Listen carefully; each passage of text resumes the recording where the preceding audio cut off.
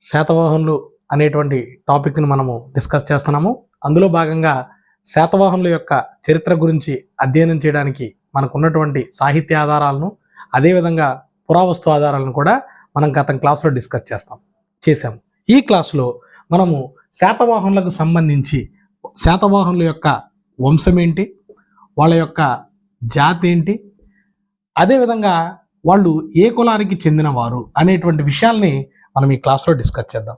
ఈ శాతవాహనుల చరిత్రకు సంబంధించి మనకు అనేక రకాలైనటువంటి వివాదాలు మనకు కనిపిస్తున్నాయి. అంటే ఏంటంటే ఈ శాతవాహనుల చరిత్రకు సంబంధించి మనకి సమాచారం అనేది పూర్తి స్థాయిలో లభ్యం కాకపోవడం వల్ల మనకి అనేక రకాలైనటువంటి పరికల్పనల్ని మనము ఇక్కడ పరిశీలించడం జరిగింది.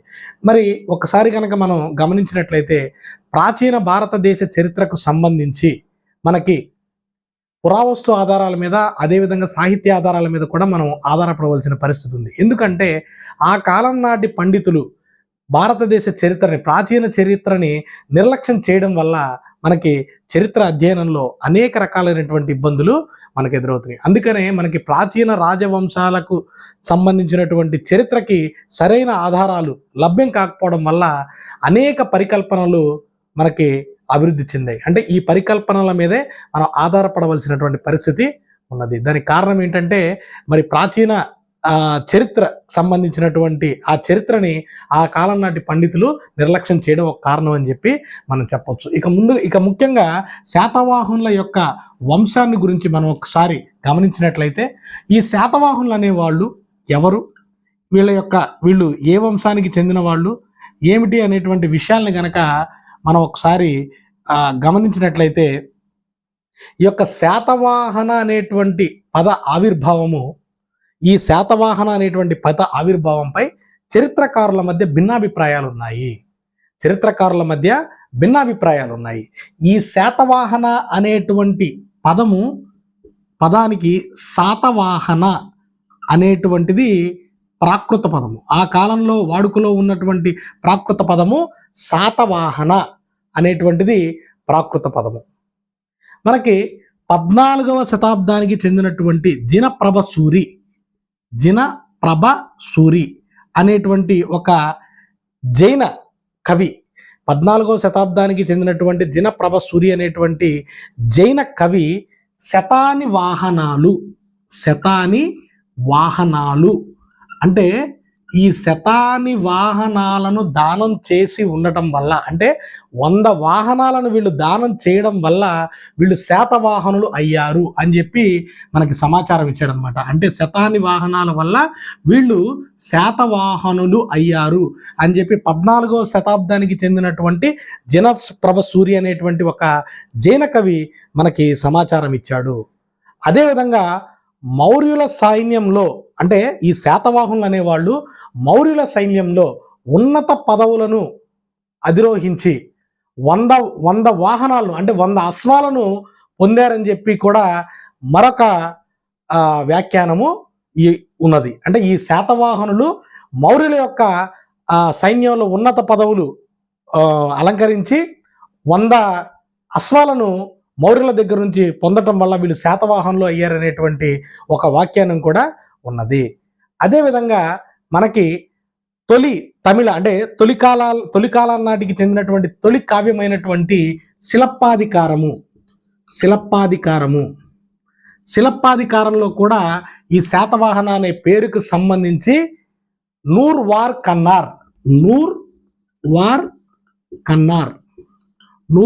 కన్నార్ అంటే ఏంటి అని అంటే శతకర్ణి అని అర్థం అనమాట. శతకర్ణి అని చెప్పి ఈ పదము మనకి శిలప్పాధికారం అనేటువంటి గ్రంథంలో మనకి లభ్యమవుతుంది అనమాట. అంటే నూర్ వార్ కన్నార్ అంటే మనకి శాతకర్ణి అని చెప్పి అర్థము. అంటే ఈ శతకర్ణి అనేది ఒక వ్యక్తి నామం అని చెప్పి, అతని కుమారుడే శాతకర్ణి అని చెప్పి మనకి ఇంకొక వ్యాఖ్యానం కూడా ఉన్నది. అంటే ఏంటంటే ఈ శతకర్ణి అనేది గోకర్ణ, ఘటకర్ణ అనేటువంటి పేర్లు ఏ రకంగా ఉంటాయి, ఈ శతకర్ణి అనేది కూడా ఒక పేరండి. ఆ పేరుతో కూడుకున్నటువంటి అతని కుమారుడు శాతకర్ణి అని చెప్పి మనకి ఇంకొక వ్యాఖ్యానం కూడా మనకు తెలుస్తుంది. అయితే ముండారీ భాషలో ముండారి భాషలో శాత, ముండారి భాషలో శాత అంటే అశ్వము అని అర్థము. ముండారి భాషలో శాత అంటే అశ్వము, అశ్వము అంటే గుర్రము. అదేవిధంగా హన్ కర్ణి పహన్, హన్ కర్ణి పహన్ అంటే ఏంటంటే హన్ కర్ణ్ పహన్ అంటే ఏంటంటే కొడుకు అని చెప్పి అర్థం అండి. ముండారి భాషలో శత అంటే ఏంటంటే అశ్వము అని చెప్పి అర్థము. దాంతోపాటు హన్ కర్ణ్ పహన్ అంటే ఏంటంటే కుమారుడు అని చెప్పి అర్థము. అంటే అందువల్ల ఈ అశ్వమేధం చేసినటువంటి ఈ రాజు సంతతి, అంటే ఈ రాజుకు చెందినటువంటి సంతతి వారే శాతవాహనులు అయినారని చెప్పి మనకి ప్రిజులిస్కీ అనేటువంటి ఒక పండితుడి యొక్క వాదం. ఈ పండితుడు ఏమంటాడంటే ముండారి భాషలో శత అంటే అశ్వం అని చెప్పి అర్థము. అదేవిధంగా హన్ కర్ణి పహన్ అంటే ఏంటంటే కొడుకులు. ఈ అందుచేత వీళ్ళు యశవాదం చేసినటువంటి ఈ రాజు యొక్క సంతతే శాతవాహనులు అయినారని చెప్పి ప్రిజులిస్కీ అనేటువంటి పండితుడి యొక్క అభిప్రాయము. అయితే ఏంటంటే ఈయన యొక్క సిద్ధాంతాన్ని అందరూ కూడా కొట్టిపడేశారండి. ఎందుకంటే ఈ వంశకర్త అశ్వమేధం చేసినట్లుగా మనకి ఎక్కడా కూడా రుజువు కాలేదు. అంటే ఈ ఒకవేళ అదే రకంగా అశ్వమేధం చేసినటువంటి వంశాల పేరు మీద గుండానే ఈ శాతకర్ణి అనేటువంటి పేరు వచ్చినట్లయితే మనకి అనేక మంది అశ్వమేధ యాగాలు చేసినట్లుగా మన దగ్గర సమాచారం ఉంది. కానీ మనకి భారతదేశ చరిత్రలో శాతవాహనులు అనేటువంటి పేరు మీద ఒకే ఒక వంశం కనపడుతుంది. కాబట్టి ఇది కూడా మనకి అంగీకరించడానికి అవకాశం లేదు. ఈ విధమైనటువంటి అనేక రకాలైనటువంటి వీళ్ళ యొక్క వంశం మీద అనేక రకాలైనటువంటి చరిత్రకారుల మధ్య భిన్నాభిప్రాయాలు ఉన్నాయి అనేటువంటి విషయాన్ని మనము గుర్తించాలి. దీని తర్వాత అసలు ఈ శాతవాహనులు ఎవరు? ఈ శాతవాహనులు ఎవరు అంటే వీళ్ళు ఆర్యుల, అనార్యుల, ద్రవిడుల? ఎవరు? అనార్యులు, ద్రవిడులన్నా ఒకటేనండి. అంటే ఈ శాతవాహనులు ఎవరు? ఆర్యుల,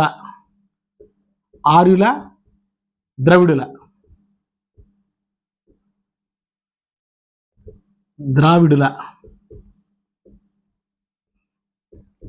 ఈ శాతవాహనులు అనేవాళ్ళు ఎవరు? వీళ్ళు రాజుల యొక్క వర్ణ వ్యవస్థను ప్రోత్సహించడము, వీళ్ళు అనేక రకాలైనటువంటి యాగాదులు నిర్వహించడము, దాంతోపాటు బ్రాహ్మణులకు దానాలు ఇవ్వటము. అంటే బ్రాహ్మణులకు దానాలు ఇచ్చేటువంటి సాంప్రదాయాన్ని ప్రవేశపెట్టింది శాతవాహనులండి. ఈ బ్రాహ్మణులకు దానాలు ఇవ్వటము, అదేవిధంగా రాజుల యొక్క వర్ణ వ్యవస్థని, అంటే రాజులు వర్ణ వ్యవస్థను ప్రోత్సహించడము, దాంతోపాటు యజ్ఞయాగాదులు నిర్వహించడము. ఈ కారణాల చేత ఈ శాతవాహనులు ఆర్యులు అని చెప్పి బిఎస్ఎల్ హనుమంతరావు గారి యొక్క అభిప్రాయం. ఈ బిఎస్ఎల్ హనుమంతరావు గారు అనే ఆయన సుప్రసిద్ధ చరిత్రకారుడు అండి. ఈయన చాలామంది మనకి ఏపీ హిస్టరీ చదివేటప్పుడు ఈయన యొక్క బుక్ను బాగా ఫాలో అవుతూ ఉంటారు.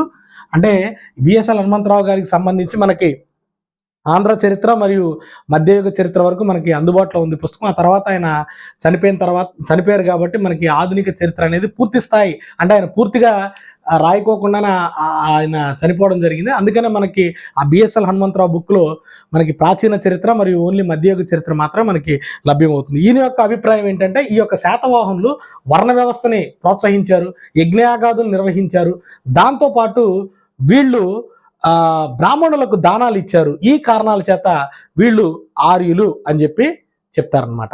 అయితే ఈయన యొక్క అభిప్రాయాన్ని ప్రముఖ చరిత్రకారుడు అయినటువంటి ఆర్ఎస్ శర్మ తిరస్కరించాడండి. ఈయన యొక్క అభిప్రాయాన్ని ఆర్ఎస్ శర్మ తిరస్కరించాడు. ఎందుకంటే ఈయన ఏమంటాడంటే ఈ యొక్క శాతవాహనులు ఆర్యనీకరణ చెందినటువంటి ద్రావిడులు. అంటే ఈ శాతవాహనులు ఆర్యనైజేషన్ అయినటువంటి ద్రావిడులు అని చెప్పి ఈయన యొక్క అభిప్రాయం. అదేవిధంగా వైదిక సాహిత్యం కూడా ఈ యొక్క శాతవాహనులని అనార్యుల కిందే చూపిస్తుంది. వైదిక సాహిత్యం కూడా శాతవాహనులని అనార్యుల కిందే చూపిస్తుంది. ఆ విషయాన్ని మనము గుర్తుపెట్టుకోవాలి. ఇకపోతే ఈ యొక్క శాతవాహనులు ఏ జాతికి చెందినవారు? ఈ శాతవాహనుల యొక్క జాతి ఏంటి అంటే, ఆ రోజుల్లో ఆంధ్ర ప్రాంతంలో అనేక రకాలైనటువంటి జాతులు, అనేక రకాలైనటువంటి తెగలు ఉన్నాయండి. అందులో ముఖ్యంగా మనం చెప్పుకున్నాము గతంలో నాగముచులింద్రుడు అనేటువంటి ఒక బౌద్ధ ఆంధ్ర ప్రాంతంలో ఉన్నటువంటి అనేక తెగలు బౌద్ధ మతాన్ని ఆచరించారని చెప్పి మనం గతం క్లాస్లో చెప్పుకున్నాం. అసలు ఈ శాతవాహనులు ఏ జాతికి చెందిన వాళ్ళు, యక్ష జాతికి చెందిన వాళ్ళు అని చెప్పి కొంతమంది చెప్తూ ఉంటారండి. అంటే ఈ శాతవాహనులు యక్షజాతి వారా లేదా నాగజాతి వారా? ఆ కాలంలో వీళ్ళు ఆంధ్ర ప్రాంతంలో కొన్ని బలమైనటువంటి జాతులండి ఇవన్నీ కూడా. అంటే నాగరికత నేర్చుకోని కాలంలో ఆంధ్రులు అనేక జాతులు తెగల కింద నివసించారని చెప్పి మనం గతం క్లాస్లో చదువుకున్నాము. ఈ యొక్క శాతవాహనులు యక్షజాతి వారా లేకపోతే నాగజాతి వారా అనేటువంటి భిన్నాభిప్రాయాలు చరిత్రకారుల మధ్య ఉన్నాయి. వీరు యక్షజాతి వారు అని చెప్పడానికి ఒక సుప్రసిద్ధమైనటువంటి కథ ఉందండి. ఏంట కథ అంటే కథా సరిత్సాగరము. కథా సరిత్సాగరము. ఈ కథా సరిత్సాగరం గురించి నిన్న మనం సాహిత్య ఆధారాల్లో భాగంగా చర్చించాము. దీన్ని సోమదేవయ సూరి అనేటువంటి ఒక చరిత్రకారుడు ఈ కథా సరిత్సాగరం అనేటువంటి గ్రంథాన్ని రచించాడండి. ఈ కథలో ఆయన చెప్పబడినటువంటి దీపకర్ణి అనేటువంటి ఒక రాజు కేసుని, ఒక రాజు కథను కనుక మనం పరిశీలిస్తే వీళ్ళు యక్షజాతి వారు అని చెప్పి తెలుస్తుంది. ఏంటా కథ అంటే దీపకర్ణి అనేటువంటి ఒక రాజు వేటకు వెళ్ళాడండి. వేటకు వెళ్ళినప్పుడు సింహం పైన ఒక బాలుడు స్వారీ చేస్తూ కనిపించాడు. ఈ స్వారీ చేస్తూ కనిపించినటువంటి ఈ బాలుడిని రక్షించడానికి ఈ దీపకర్ణి సింహాన్ని సంహరిస్తాడండి.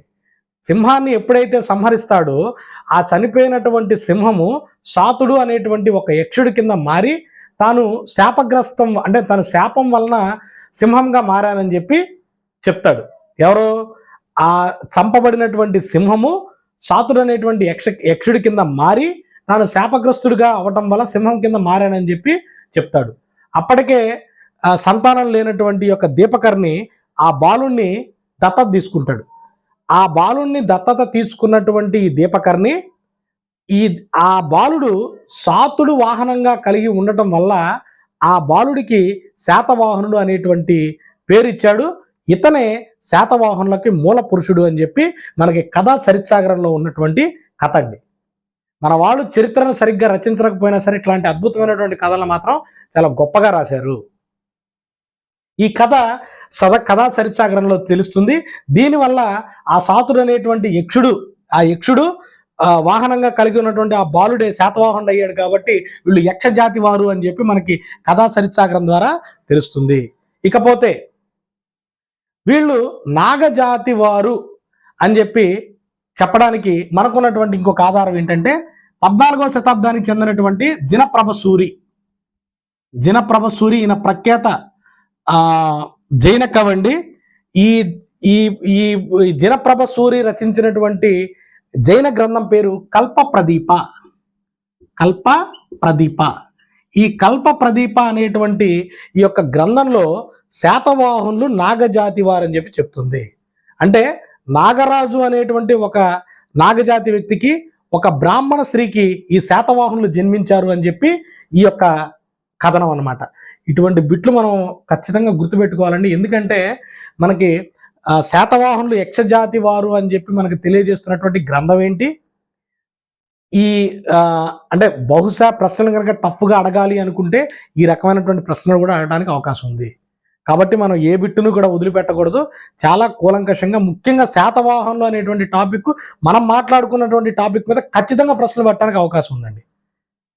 కాబట్టి ప్రతి ఒక్కటి కూడా చాలా జాగ్రత్తగా గుర్తుపెట్టుకోవాలి. వీళ్ళు యక్షజాతి వారు అని చెప్పి మనకి కథా సరిత్సాగరం ద్వారా తెలుస్తుంది. వీళ్ళు నాగజాతి వారు అని చెప్పి మనకి కల్పప్రదీప అనేటువంటి గ్రంథం ద్వారా తెలుస్తుంది. ఇకపోతే చివరగా శాతవాహనుల యొక్క కులం ఏంటి, ఈ శాతవాహనులు ఏ వంశానికి చెందిన వాళ్ళు అనే విషయాలపైన మనము చర్చను కొనసాగించాము.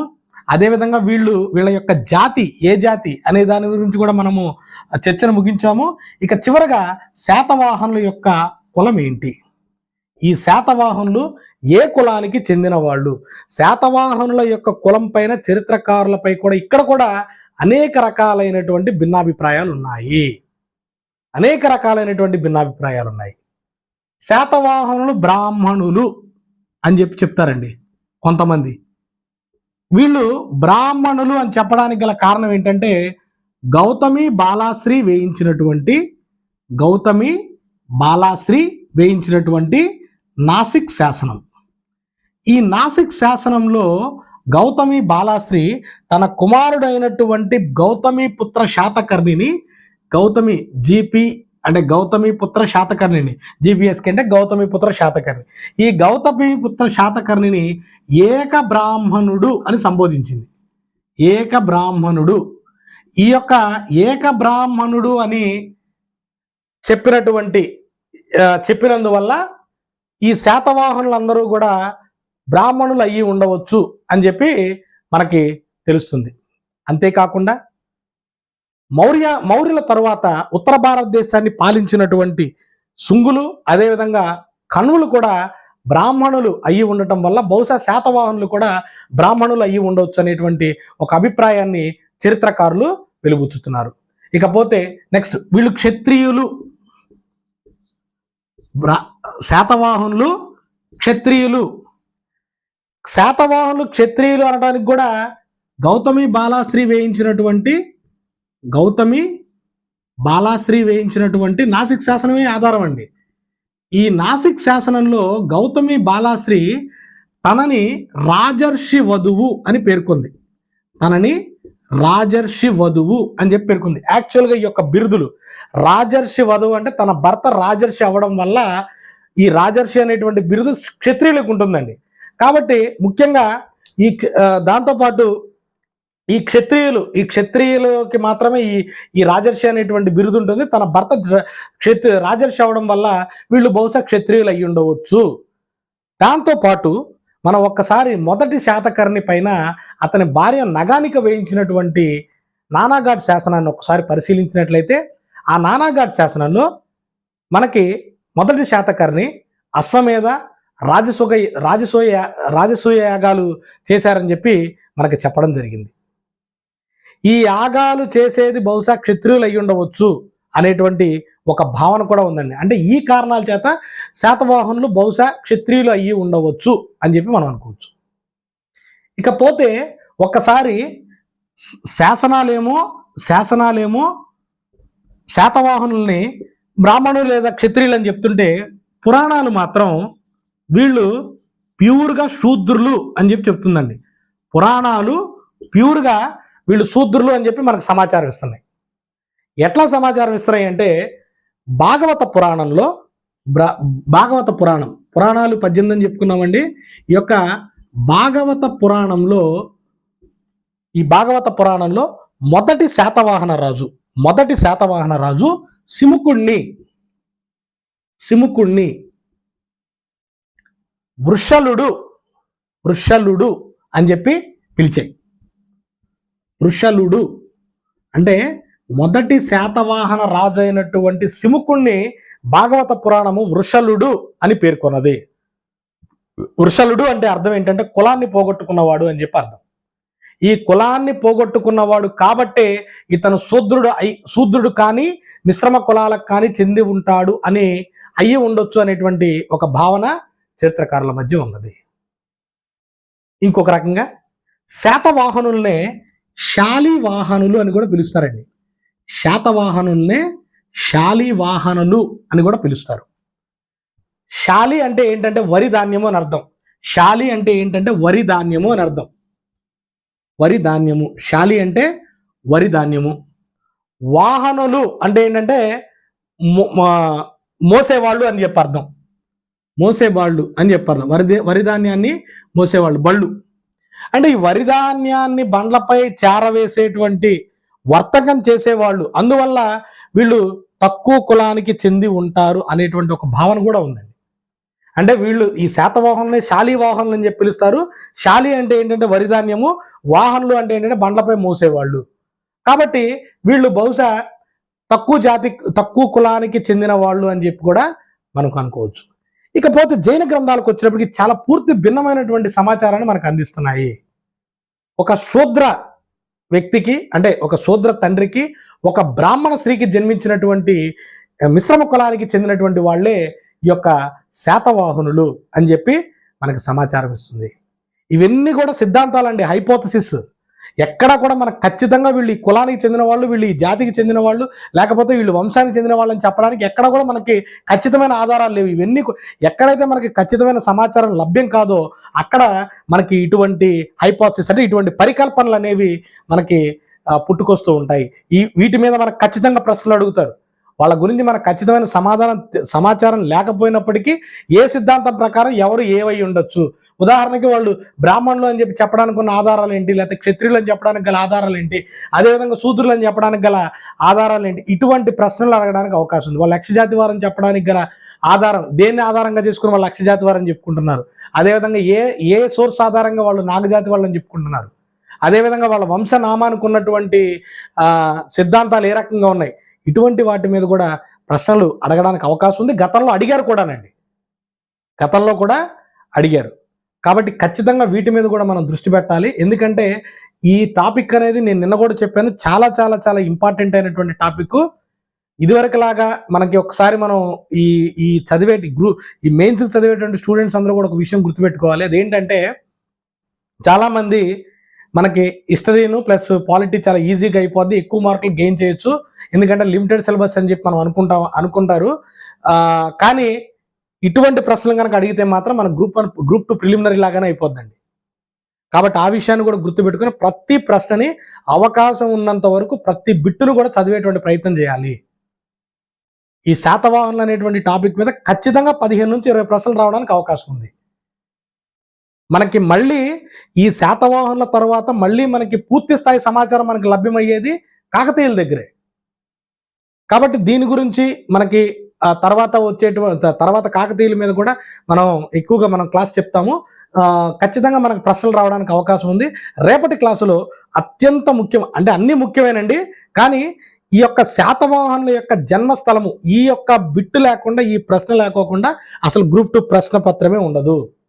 వాళ్ళు ఏ ప్రాంతానికి చెందిన వాళ్ళు కర్ణాటక ప్రాంతానికి చెందిన వాళ్ళని ఎవరు చెప్పారు, మహారాష్ట్ర ప్రాంతానికి చెందిన వాళ్ళని ఎవరు చెప్పారు, విదర్భ ప్రాంతానికి చెందిన వాళ్ళని ఎవరు చెప్పారు, ఆంధ్ర ప్రాంతానికి చెందిన వాళ్ళని చెప్పి ఎవరు చెప్పారు, ఎక్కడి నుంచి వాళ్ళు ఎక్కడికి వెళ్ళారు, వాళ్ళ యొక్క రాజధానులు ఏంటి, అదేవిధంగా వాళ్ళ యొక్క కాల నిర్ణయం ఎలా జరిగింది, వాళ్ళు ఏ కాలానికి చెందిన వాళ్ళు అనేటువంటి విషయాల మీద రేపటి క్లాస్లో మనం డిస్కస్ చేద్దాము. Thank you.